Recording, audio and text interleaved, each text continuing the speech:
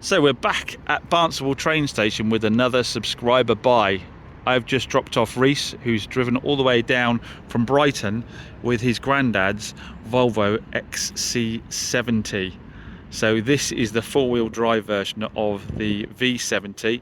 It's a 2007, which you might be thinking that's a bit old for you chops, but these things are mega popular down here in North Devon. And that allowed me to offer Reese quite a bit more cash than he was getting offered locally down that way. The car actually comes from Croydon, which is where Reese's granddad lives, who gave him the car as a gift and said sell it and keep the money from it. And like I said, I was able to offer, he watches the channel and thought he'd offer the car to me, and kindly offered to drive it all the way up to me, which is why I've just dropped him back to Barnstable train station. And yeah, I was able to offer more than he was getting offered locally, because these are really, really popular down here in the southwest. We obviously have no ULEZ, which was hammering his granddad. And it's a low mileage for this one. It's only 85,000 miles. It's in nice condition for these. Normally down our way, these are absolutely battered from being used very heavily. The mileage is 84,000 miles, which is very low for a 2007 V70, which is the 2.4 diesel as well, which is probably one of the most indestructible engines known to mankind. Totally jinxed myself, but yeah, that is low. If you have a look around, these things are normally this kind of age, you're talking 150 to 200,000 miles, and they still sell with that kind of mileage on. This one's obviously made it all the way down from Brighton without any issues at all. Got my heated seats on. So yeah, we'll get back to the unit and have a closer look. But this is one of Mrs. Chops' all-time favourite cars. We had one of these and did 270,000 miles on the 2.4 petrol engine. So these diesels will do mega miles. So here we are back at the unit. So it is the 2007 XC70 Volvo. So it's the V70 Volvo, but with four-wheel drive and lifted suspension. It's got the 2.4 5-cylinder diesel in it, which is just renowned for being one of the best engines ever made. They started doing a 2-litre engine later on, which I think was a Ford engine, wasn't it? And just wasn't as reliable as the 2.4. These do intergalactic miles. In fact, if you look around, you'll find that, as I said earlier, 84,000, was it 84, 86,000 miles on this is very low for this age of XC70. They're normally 200,000 miles. So, as I said earlier, it was Grandad's car. He had it from 2017, I believe. Got something interesting to show you on his invoice on that, actually. Had it from 2017. And he didn't really put an awful lot of miles on it at all. He bought it with not far off those miles, but with the ULEZ coming in, it was £15 every time he went into town in Croydon, down London way. I think it was Croydon, London way. It just became too expensive to use for how often he was actually using the vehicle. Now, the good thing about this being a car from down that way is, again, as I said earlier, if this was a Devon XC70, this thing would be battered. It would be absolutely battered. The underside of it would be lagged with mud. It would have been filled full of dogs, it would have been filled full of straw, and it would have had a really hard life. If we start looking around the car, the panels on it are really quite good. There's not really anything in the way of dings, dents and scrapes. The headlights have had a horrible job of a polishing, and the reason for that is that Reese put it in for an MOT before he brought it up for me, and it passed its MOT. The only thing it did need is its headlights buffing to get through the MOT.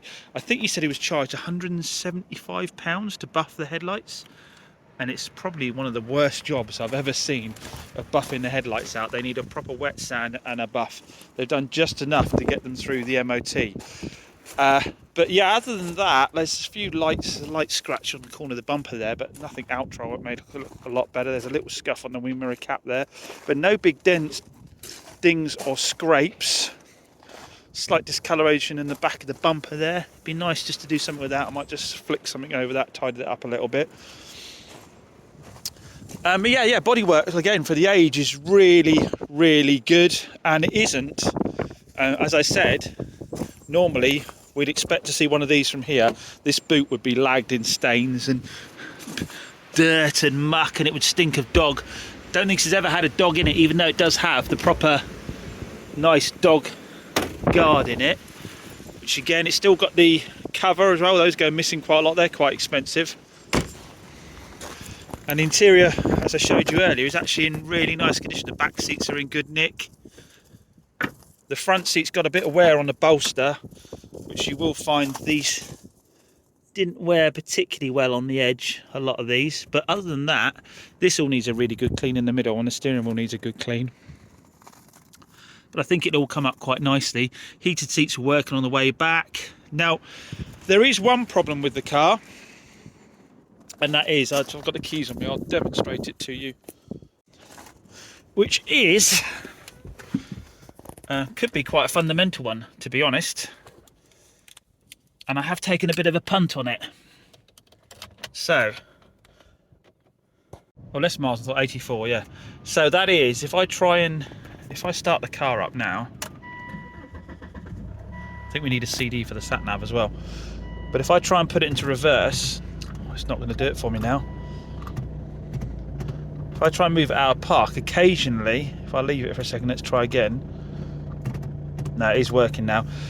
Occasionally this is sticking in place. Now, it's a bit of a punt because you can say automatic gearbox, levers sticking in place. But what I do know about these cars is that you have to have your foot on the brake for it to release.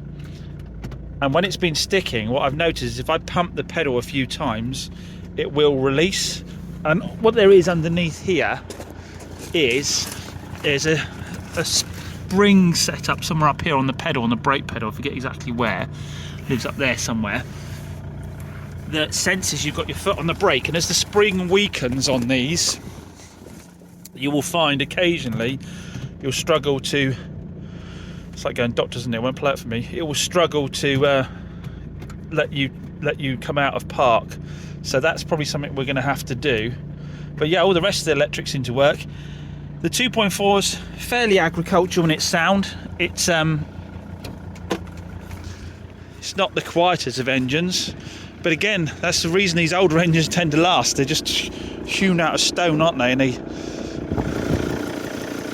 have a lot more sort of tolerances on them and forgiving than the newer, smaller stuff.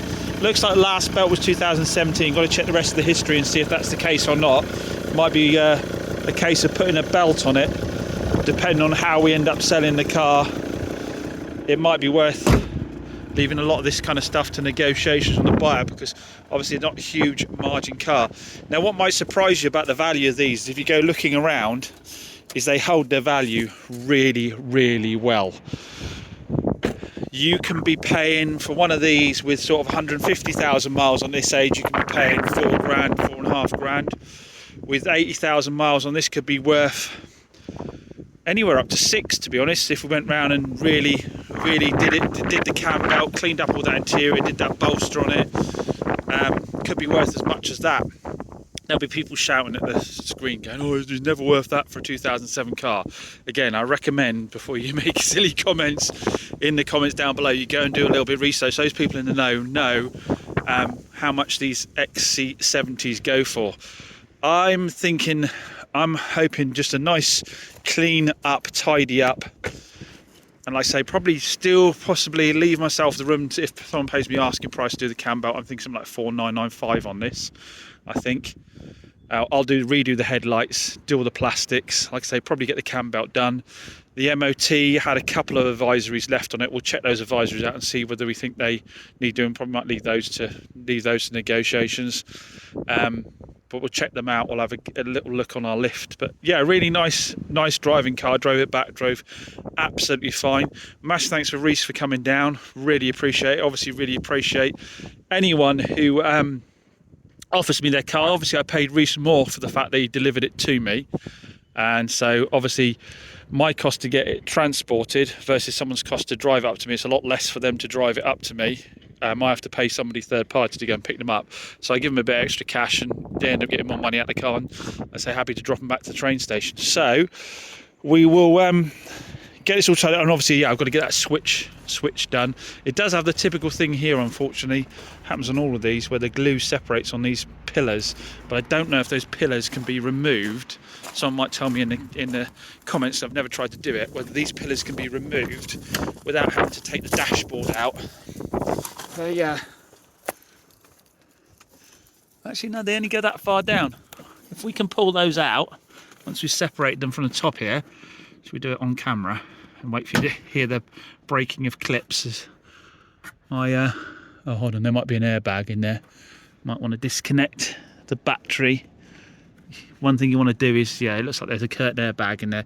You don't want to go disconnecting stuff with the battery still on, but it looks like I can probably get these off, and I might re-glue those down again, tidy those up, and then yeah, that just tidy up the interior a little bit.